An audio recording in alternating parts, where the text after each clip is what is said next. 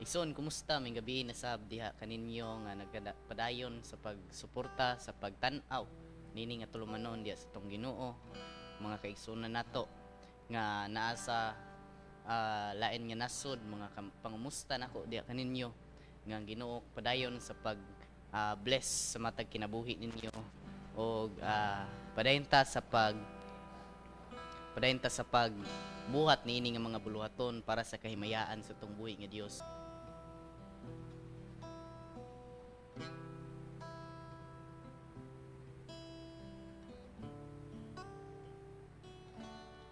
Imo ang himaya kadunggana, pataas ang kamot sa pagsimba, ngalan mo daygon ko. Imo ang himaya kadunggana, pataas ang kamot sa pagsimba, ngalan mo daygon ko. Gamanan ka, milagruso ka nga Dios, walay sama ka nimo, walay sama ka nimo. Gamanan ka, milagruso ka nga Dios, walay sama ka nimo, walay sama ka nimo.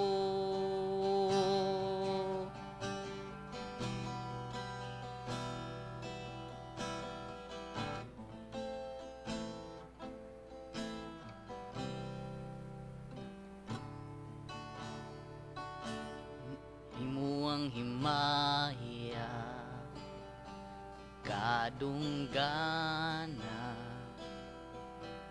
ipataas ang kamot sa pagsimba, ngalan mo daygon ko.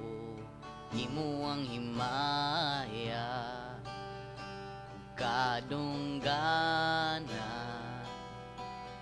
ipataas ang kamot sa pagsimba, ngalan mo daygon ko. Gamhanan ka, milagruso ka nga Dios, walay sama ka nimo, walay sama ka nimo.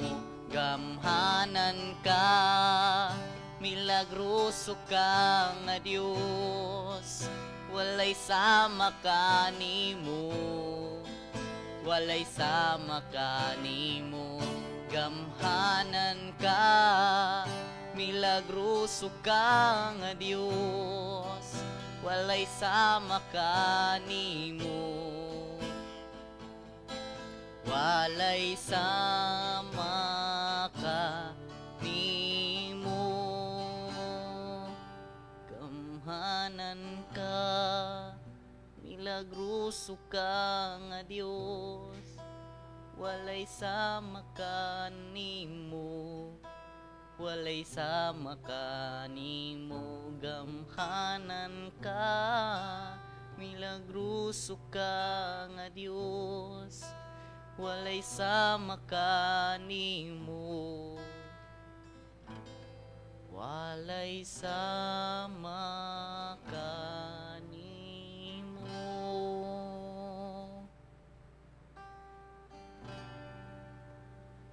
Maayong gabi sa tanan dalaygon ng Dios, sa mga tanang kaigsuonan nga nagsunod nining mga programa din sa Bukidnon, ng BMA, ang NBSF. Padayon mo pag-intercede aning mga buluhaton na, no? So salamat sa Ginoo mga igsoon. Dalaygon ang Ginoo. So dinhipot sa Cagayan de Oro, salamat sa Ginoo sa inyong mga kinabuhi, no? Labi na ang 91st Psalms nga gikan ko diha mga igsoon nagtuon.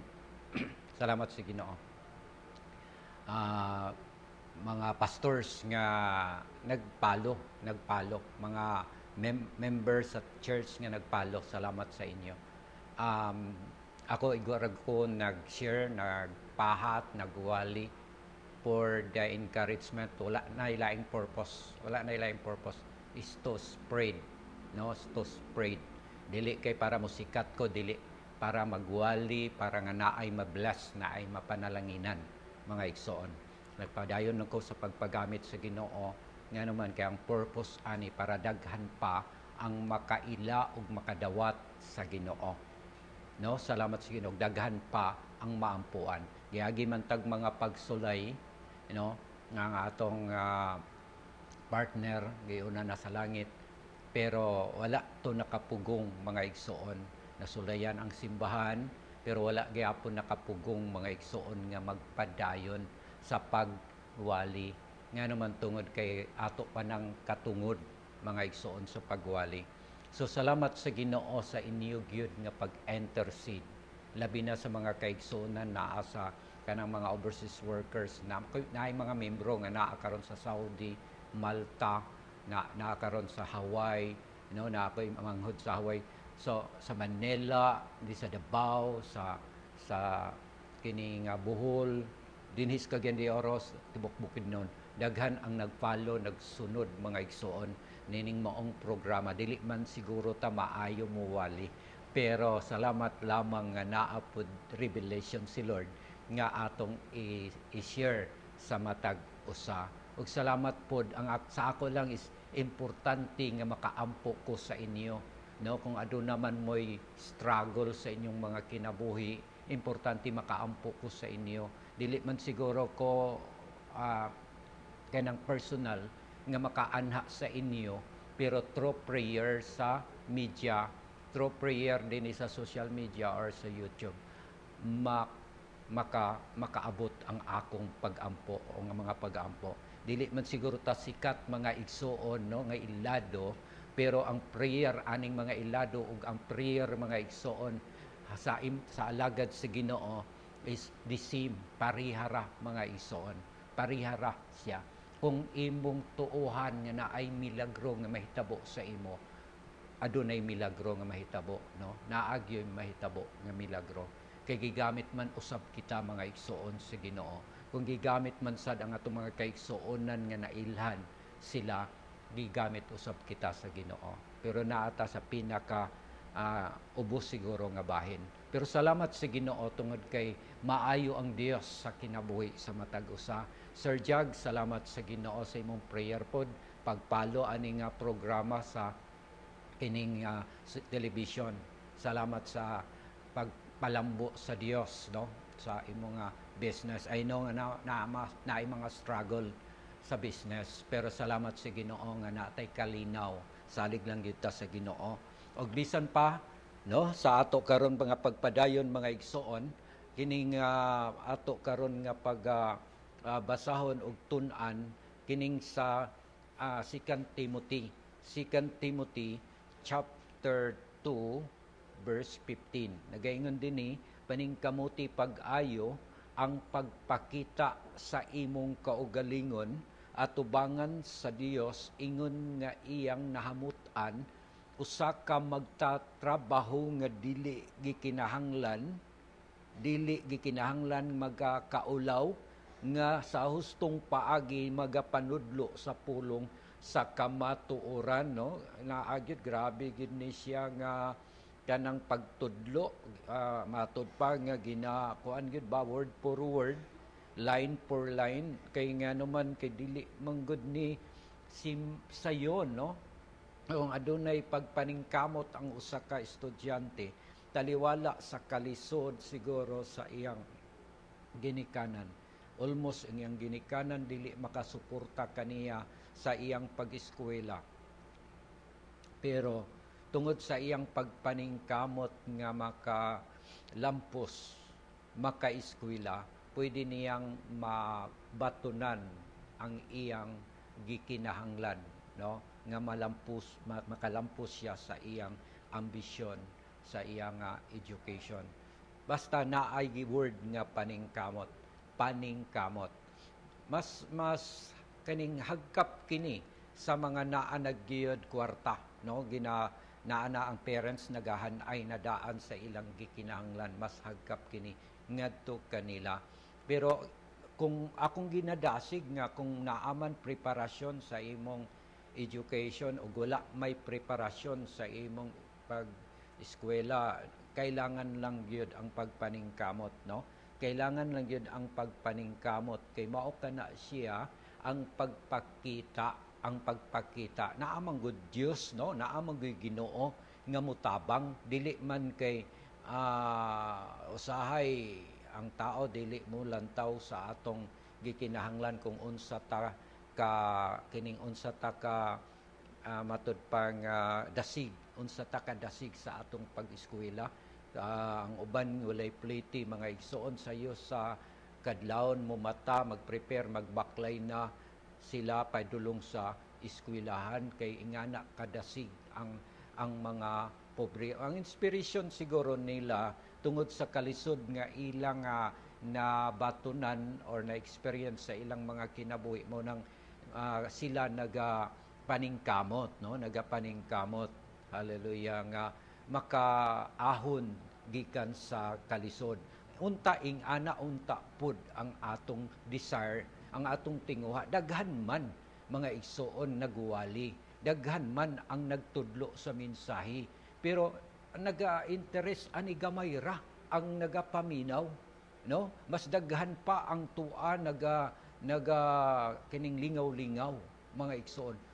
Daghan pa ang tua sa gawas kaysa simbahan, no? Kailangan ta makakaton, kailangan ta natong ma-develop kung unsa ang mensahe sa Ginoo. Daghan mga igsoon, mga bersikulo nga magapalig-on kanato na ako ginadasig usa sa kining matud pa reaction usab kay kita mismo mga igsoon naaman daghan mga membro na naapod tay mga leader. Ang uban mga leader moingon sila nga pastor daghan naman trabaho nga naa sa ako, no? Daghan nga trabaho, daghan nga schedule kung ang Ginoo nagtawag sa imo ana nga calling nimo. Gitawag ka ana nga buluhaton.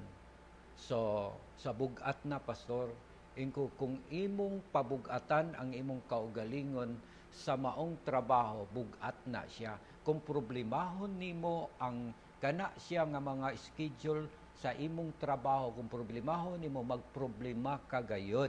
Pero ayaw problema ha, buhata. Buhata lang kung unsa ang sangon sa Ginoo sa imo bisan pag naka-schedule pa ka anang adlaw o tulo ka activity nga kaya ra nga ipasok anang isa ka adlaw, kaya ra na nimo makaingon ka nga giunsa man tunako pag buhat or paghimo tungod kay naay Dios mga igsoon. Magampo ta amahan nga Dios, salamat kaayo ning dapit sa kagabion. Dagay kay magunahuna ang madinawatan kasing-kasing bapuyan si mong mensahe. Dalaygon ka sa walay katapusan sa ngalan ni Jesus. Amen. Paningkamuti, hallelujah. Paningkamuti gani mga igsoon, naagin na siya'y kanap itang disturbo, naagin na hindrance, no? Ang 16 kay Lekayi ang solo-sulti nga dili Dios non kay kini makayud-yud sa mga tao ngadto sa magalabi pang kalaw nga pagkadili Dios non.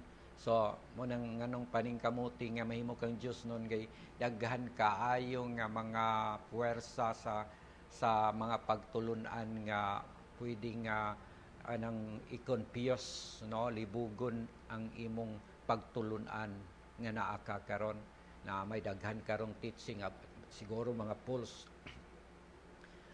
teaching nga naman tungon nagapanggawas kanang dili na mag-tights o nag-tights sayop daw kung na mga sipiat og sayop usahay mga igsoon siguro sa ilang huna-huna mo na siya ang gitawag nila nga sakto.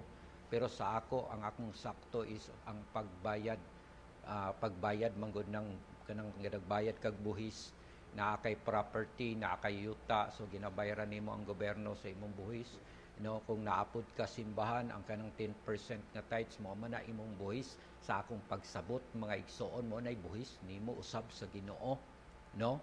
Nang uban moingon nga wala na daw kanang buhis. Wala na daw kanang 10%, wala na. daghan kaayo nagapanglutaw o naga kaning matud pang kana bitang nagapasundayag sa social media nga mao na siya nga mga teaching, but dinhi gaingon lang dinhi mga igsoon paningkamuti pag-aayo ang pagpakita sa imong kaugalingon at tubangan sa Dios. Ingon nga iyang kahimutan sa usa ka magtatrabaho nga dili kinahanglan magakaulaw sa hustong paagi magapanudlo sa pulong sa Dios, no? So now dinhi mga igsoon na ay gusto nga ipaabot ang Ginoo dinhi. Nagaingon dinhi si Gideon sinati gid niya ang tingog sa Ginoo. Pipila ba kanato nga nakasinati sa tingog sa Ginoo? Kini si Gideon nakasinati man mga igsoon nga naman tungod kay pila ba ka beses nakigistorya ang Dios kay Gideon. Then ingon si Gideon nagdemand po siya sa Ginoo kay gusto niyang i-probe nga ang Dios naagid sa iya. Yes, tinuod nga ang Dios na sa iya, pero si Gideon kuan lang siya kanang gusto lang niya nga ma-sure nga naa ang Dios, naagid ang Dios. So mo nang gibuhat ni Gideon. Ang word nga gigamit diha nga dapat naa siya understanding, to have understanding. Kanang gi-apprehend niya or gisabot niya mga igsoon ang tingog sa Ginoo. So manang dapat sa ato kanang pagpaningkamot nato maningkamot nga bisan sa atong gibasa sa pulong sa Ginoo, no, nga kana siya nga promise paningkamutan nato nga ato gyud nga masag-ulo, ato gyud nga masabot mga igsoon, masabtan nato. Kay gitawag man gud ning 2 Timothy 2:15 ngadto 19, discerning use of scriptures. Discerning use of scriptures. But pasabot nga diin naa ang pagsabot gyud, discerning. Na ma-discern nimo mga igsoon nga kabalo ka magbahin-bahin og dili maulaw. Ako mga igsoon dili man gid kumaingon nga maayo, di gid maayo. Sa diha nga magawali ko og mga dagko nga mga simbahan, no. Ang ginahimo lang amang nako mga igsoon is ang pagluhod ug pagampo before ko magwali. Nga naman tungod kay wala manggod ka tawo ra manggod ka, dili manggod ka ikaw ang gamahanan, ang Ginoo manggod ang gamahanan. Ang Ginoo maoy nag-empower sa imo. So mo nang galuhod ra gyud ko nagampo nga dihugan sa Dios ang wali ug naay milagro. Yes, mga igsoon, makita natong milagro, matinud-anon ang Dios nga atong gialagaran. Dayon ay kaduha dinhi mga igsoon, first nato is to understand the voice of the Lord. Then ikaduha is to praise, no? Praise, to express a favorable judgment, to glorify an expression of approval. Worship, bless, equivalent to war. So now ang pag-worship equivalent to war, kanang gubat mga igsoon. Praise and worship mga igsoon, mauna siya ang atong hinagiban para sa kaaway. Praise and worship. Gina-praise nimo ang Ginoo o gina-worship nimo ang Ginoo.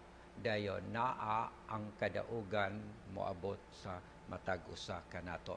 So muna siya mga igsoon, matud pa dinhi sa Matthew 16:9-13 kanang the Lord's Prayer. The Lord's Prayer ang gisulti dinhi mga igsoon nga kanang related to the kingdom of heaven. Related, no?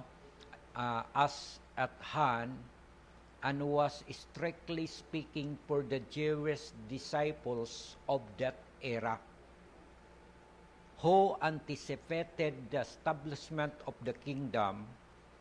In close reference in verse 10, its petition, however, are applicable to every age, as such have relevancy to the church today. Establishment of the kingdom motivated by true inner righteousness and the art to possess and practice.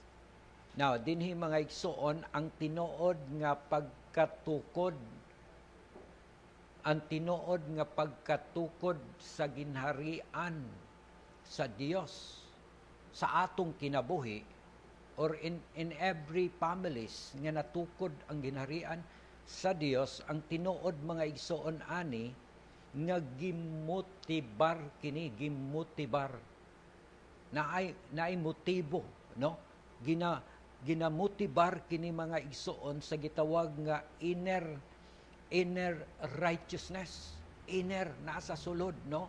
Inner righteousness nga maoy siya gikinahanglan mga igsoon diha sa kingdom. Ang inner righteousness, no, is motivated by true inner righteousness, and they are to possess and practice. Mao na siya mga igsoon. So ang tinuod nga pagkatukod sa ginharian gimotibar kini sa pagkamatarong nga kinabuhi, nga mao ang atong naangkon ug atong gibuhat karon. No? The kingdom naa sa ato, the kingdom.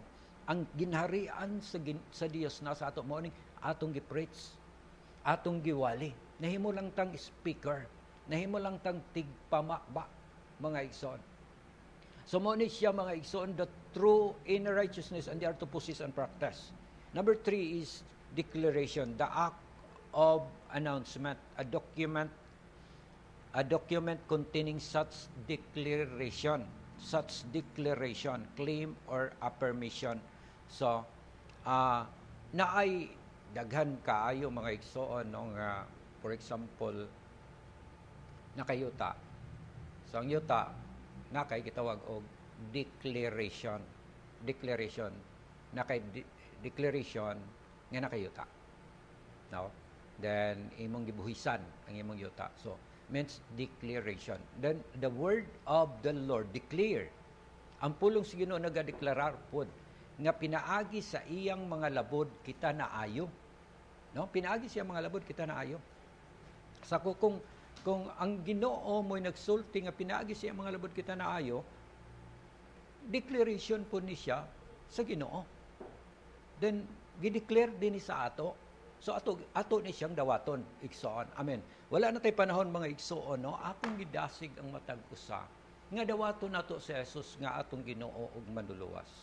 Kung naaman kay sakit naman kay balatian karon, nagaampo ko nga moabot sa imo ang hikap sa Dios ug ang milagro sa Dios. Magampo ta dawata si Jesus nga mong Ginoo ug manluluwas. Sabat sa akong pagampo, amahan nga langit nun. Dios nga labing gamhanan. Bidool ako diha kanimo nga nagpaubos sa akong kaugalingon. Nagapangayo ako pasaylo sa tanan nakong mga sala gikan sa hunahuna sa pulong ug sa buhat. Nagaampo ko karon o Dios nga musulod ka dinhi sa akong kinabuhi ug ikaw na ang magahari. Isugid nako sa kumbaba nga ikaw Ginoo ug mituo ako nga ikaw na banhaw gikan sa mga minatay ug maluwas ako. Salamat sa pagsulat sa akong pangalan sa libro sa kinabuhi. ug salamat nga nahimo akong membro na sa imong pamilya karon. Dalaygon ka sa ngalan ni Jesus. Amen. Ang tanan nagsakit, no?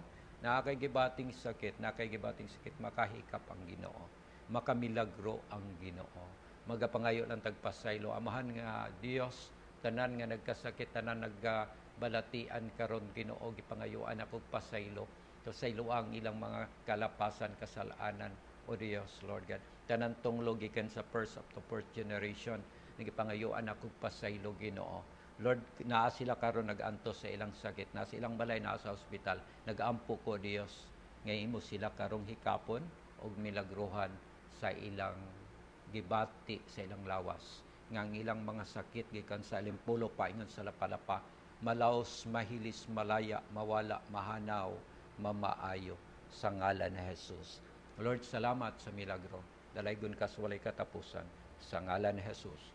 Amen. Wala tayo panahon mga igsoon, ubos niyong alagad, magpasalamat sa matag usa sa inyong pagsunod. Nining maong programa sa Jesus is Forever, din sa Christian Broadcasting Channel. Dalaygon ng Diyos, maayong gabi sa tanan.